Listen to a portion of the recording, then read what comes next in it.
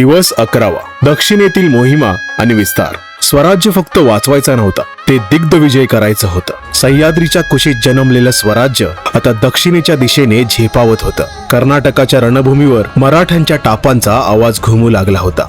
ही फक्त मोहीम नव्हती, हा विस्ताराचा संकल्प होता.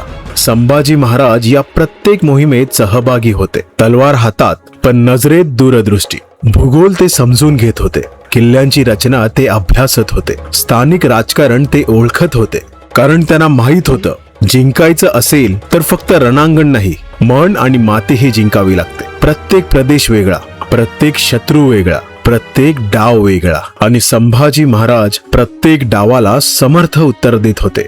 या मोहिमांनी त्यांना केवळ पराक्रमी योद्धा बनवलं नाही, तर विचाराने परिपक्व, निर्णयाने ठाम आणि नेतृत्वाने अढळ असं व्यक्तिमत्व घडवलं. स्वराज्याची सीमा वाढत होती आणि त्याच वेगाने वाढत होता संभाजी महाराजांचा आत्मविश्वास. हा काळ त्यांना घडवत होता भविष्यातील छत्रपती म्हणून. कारण इतिहास फक्त तलवारीने लिहिला जात नाही, तो दूरदृष्टी, धैर्य आणि जिद्दीने घडवला जातो. हा होता दिवस 11वा. स्वराज्य विस्तारत होता आणि इतिहास एका महान छत्रपतींना घडवत होता. जय जिजाऊ, जय शिवराय, जय शंभूराजे.